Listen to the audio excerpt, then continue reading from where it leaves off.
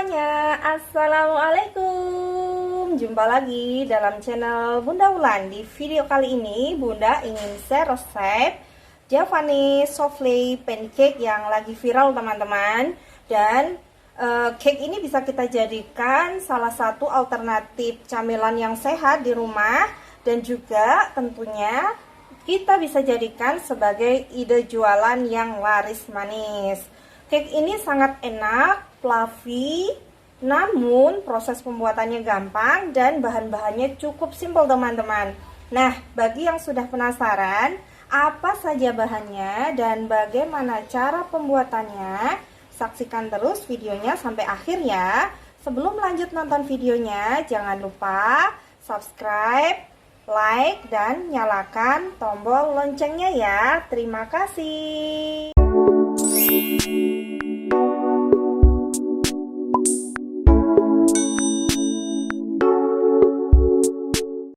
Baiklah, tahap pertama dalam pembuatan souffle Javanese pancake adalah kita harus membuat cetakannya. Nah, di sini ada beberapa alat untuk membuat cetakannya. Bunda siapkan ada kertas HVS dan kertas roti. Nah, untuk membuat cetakannya kita perlu tinggi dari kertas HVS ini adalah 6 cm, kemudian lebarnya mengikuti kertas dari HVS sendiri, demikian pula dengan kertas roti. Nah, ini tingginya juga 6 cm, tingginya 6 cm, kemudian panjangnya mengikuti kertas HVS. Nah, untuk membuat cetakannya biasanya kita bulatkan dari kertas HVS sendiri atau kertas roti. Kita bulatkan seperti ini. Nah, untuk diameternya biasanya 8 sampai 9. Nah, segini ya Bunda. Nih, 8 sampai 9 cm. Oke, setelah itu bisa kita strapless atau bisa dilem Bunda, bisa dilem atau bisa diisolasi. Nah, seperti ini. Nah, seperti ini ya Bunda cetakannya ya. Untuk yang kedua, cetakannya bisa kita buat dari kertas roti. Nah, sama, kita akan bikin lingkaran yang diameternya kira-kira 8 sampai 9 cm ya Bunda. Oke, kita lihat, kita kira-kira. Nah, ini pas. Lalu kita akan strapless. Nah, seperti ini ya. Nah, kita akan strapless membentuk lingkaran seperti ini. Nah, kita sudah punya dua cetakan ya Bunda, dua cetakan, satu dari kertas minyak, satu dari kertas HVS. Nah, kita akan bahas dulu untuk kertas HVS. Di sini kalau kita lihat kelebihan dari cetakan menggunakan kertas HVS ini, cetakannya akan lebih kokoh Bunda. Jadi ketika kita berikan adonan di dalamnya, bentuknya itu akan stabil. Jadi dia tidak ringkih, dia kokoh sekali. Namun dengan menggunakan kertas HVS ada beberapa kekurangannya. Jadi yang pertama, karena ini tidak digunakan untuk makanan, jadi ini tidak ada uji klinis untuk penggunaan makanan ya. Ditakutkan di dalam kertas HVS ini ada zat pemutihnya sehingga tidak bagus untuk kesehatan. Nah, boleh digunakan tetapi tidak direkomendasikan dan tidak boleh digunakan terus-menerus. Sedangkan untuk kertas roti Bunda, untuk kertas roti, kertas ini memang sengaja dibuat untuk makanan ya. Jadi kelebihannya memang ini aman dan boleh digunakan untuk membuat makanan. Kemudian karena ini tipis, lebih tipis dari kertas HVS, sehingga dia juga menjadi penghantar panas yang baik Bunda. Sehingga ketika adonan kita masukkan di dalam kertas roti, maka adonan itu akan cepat matang atau bisa matang merata di setiap sisi. Namun kekurangannya adalah kertas minyak ini tidak begitu kokoh seperti kertas HVS ya. Jadi mudah penyok. Jadi ketika kita kasih adonan, bentuknya itu nggak stabil bulat gitu. Jadi kita harus hati-hati kalau menggunakan kertas minyak saat kita memberikan adonan, karena nanti bentuknya nggak bagus gitu ya. Begitu. Nah, oleh karena itu, Bunda akan mengkombinasikan antara kertas minyak dan kertas HVS. Bunda perhatikan untuk untuk menghasilkan makanan yang aman, kita butuh kertas minyak. Tapi untuk membuat adonan itu kokoh, maka kita perlu kertas HVS ya Bunda.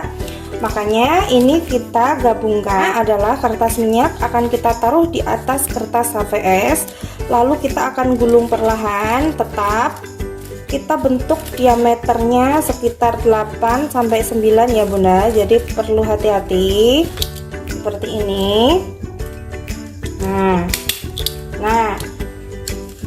kalau semisal ada yang tidak sejajar di sininya, bisa kita gunting ya Bunda, mencegah kebocoran saat adonan kita tuangkan. Nah, jadinya seperti ini. Ini aman, perpaduan antara aman dikonsumsi dan juga kokoh saat membentuk adonan. Oke Bunda, kita sudah punya 2 cetakan yang kita padukan antara kertas HVS dan kertas roti. Untuk selanjutnya kita akan membuat adonannya. Bahan untuk membuat adonannya adalah 30 gram tepung terigu. Bunda gunakan pro sedang, bisa gunakan pro rendah ya Bunda. Kemudian 25 gram gula pasir atau gula karsol. Itu gula pasir yang sudah di blender ya Bunda. Kemudian 2 butir telur dan 30 ml susu cair ya Bunda. Setelah bahan adonannya sudah kita siapkan, lalu kita akan siapkan 2 wadah yang berbeda. Di sini kita nanti akan pisahkan antara kuning telur dan putih telurnya ya Bunda.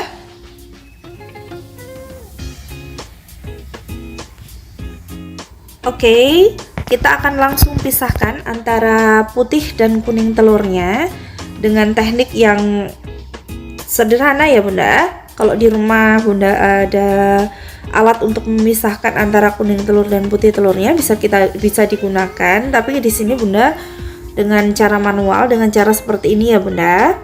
Nah, seperti ini. Lalu setelah putih telurnya terpisahkan semua, lalu kuning telurnya akan kita pindahkan ke wadah yang berbeda. Nah, lakukan untuk satu telur yang satunya. Setelah kedua telur terpisahkan antara kuning dan putih telurnya, maka kita akan mengerjakan yang kuning telur dulu ya Bunda, dan putih telurnya akan kita sisihkan terlebih dahulu. Setelah putih telurnya kita sisihkan, kita akan fokus pada membuat adonan dengan kuning telur. Nah, kuning telur ini akan kita campur dengan tepung terigu dan susu cair. Oke, tahap pertama kita akan campurkan kuning telur dengan susu cairnya, kita aduk, lalu kita masukkan bertahap tepung terigunya sampai 3 tahap ya Bunda. Nah, kita aduk sampai tidak ada yang menggerindil. Boleh tepung terigunya disaring terlebih dahulu agar tidak ada kotoran. Nah, kita aduk lagi seperti ini. Pokoknya harus diupayakan tidak ada yang menggerindil ya Bunda. Sampai adonannya jadi seperti ini konsistensinya. Nah, setelah seperti ini berarti siap kita gunakan. Lalu kita akan fokus pada pengerjaan adonan dengan menggunakan putih telurnya ya Bunda.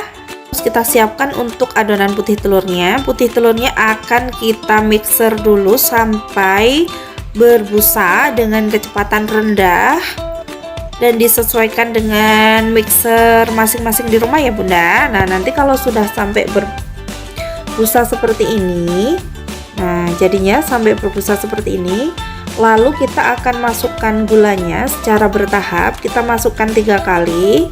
Nah, kita bisa tambah kecepatan mixer kita menjadi 2 atau menjadi sedang. Nah, kita masukkan lagi, kita mixer sampai nanti akan berjejak ya. Nah, kita akan masukkan perasan lemon sedikit ya, kira-kira 1 sendok teh atau setengah sendok teh itu cukup. Fungsinya agar adonan ini tetap kokoh, tidak mudah amblek ya Bunda, dan nanti adonannya ini, rotinya ini akan lembut begitu. Nah, selanjutnya kita akan masukkan gula yang terakhir. Kita mixer sampai benar-benar membentuk jambul ayam atau membuat jejak ya Bunda. Nah, tandanya kalau adonan putih telurnya sudah berjejak seperti ini Bunda, maka kita siap untuk mematikan mixer. Dengan perlahan ya kita matikannya. Nah, ini juga membentuk jambul ayam di mixernya. Lalu tandanya siap adalah ketika adonan putih telur kita tumpahkan seperti ini, dia tidak tumpah ya.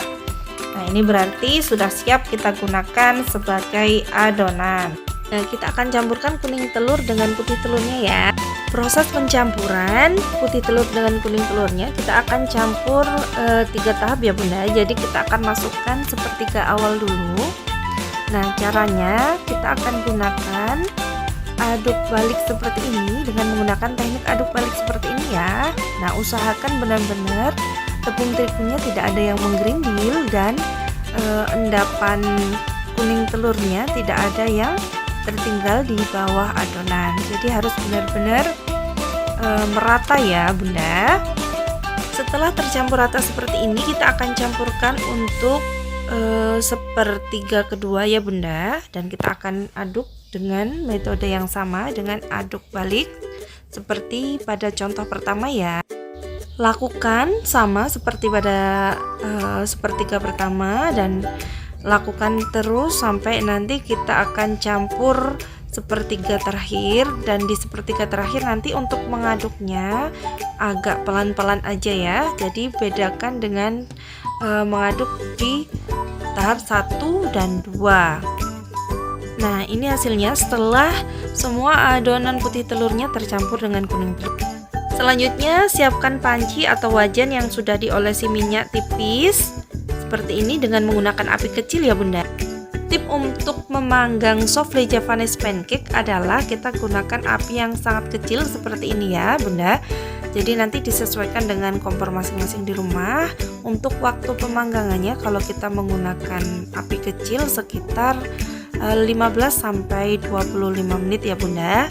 Panci dipanasi selama kurang lebih 5 menit. Maka kita akan masukkan cetakan dari adonan souffle Javanese pancake seperti ini. Nah, kita masukkan seperti ini ya Bunda. Lalu kita masukkan adonan ke dalam cetakan yang sudah kita siapkan. Tipnya adalah kita masukkan 3/4 dari cetakan yang kita buat ya Bunda. Jangan terlalu penuh, nanti akan luber jadinya jelek. Dan lakukan sampai kedua cetakannya terisi penuh adonan. Setelah kedua cetakan terisi, lalu kita akan tutup dan kita akan tunggu selama 15 sampai 25 menit. Nanti setelah ini kita akan balik. Setelah kurang lebih 20 menit, lalu kita akan balik.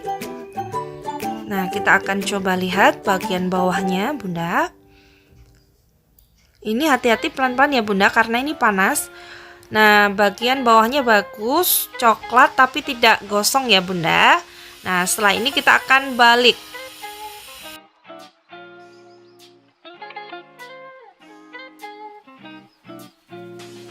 Lakukan dengan adonan yang kedua. Kita balik juga dan hasilnya seperti ini, cantik ya Bunda. Jadi tidak terlalu gosong karena menggunakan api kecil. Nah, setelah ini bisa kita tutup, kita tunggu sekitar 10 sampai 15 menit agar rotinya benar-benar matang sempurna ya Bunda. Setelah 15 menit kedua, nah ini rotinya sudah bisa diangkat karena sudah matang di setiap sisinya. Nah, ini cantik jadinya Bunda. Nah, bisa kita langsung angkat. Jadinya cantik seperti ini Bunda. Lalu kita akan kupas bagian kulit kertasnya. Untuk mengupas kertas dari rotinya kita butuh teknik dan harus hati-hati ya Bunda. Jadi pelan-pelan saja karena ada beberapa yang lengket di kertas rotinya. Nah, jadinya seperti ini setelah dikupas, cantik, menul-menul. Coba ini kan kalau dipencet menul-menul seperti ini. Lalu siap kita hias. kita akan jual, maka kita bisa packing dalam wadah yang cantik, wadah dus seperti ini Bunda. Lalu kita nanti akan tambahkan di atasnya glaze. Warnanya terserah, rasanya terserah ya Bunda. Bunda pakai warna green tea. Nah, seperti ini. Untuk glaze bisa sesuai selera ya Bunda, dan untuk topping juga bisa sesuai selera. Demikianlah hasil masak kita kali ini, souffle Javanese pancake yang lagi viral. Tentunya ini pancake rasanya enak dan wajib banget untuk dicoba di rumah ya resepnya Bunda. Jangan lupa subscribe, like, dan nyalakan tombol loncengnya ya Bunda. Terima kasih.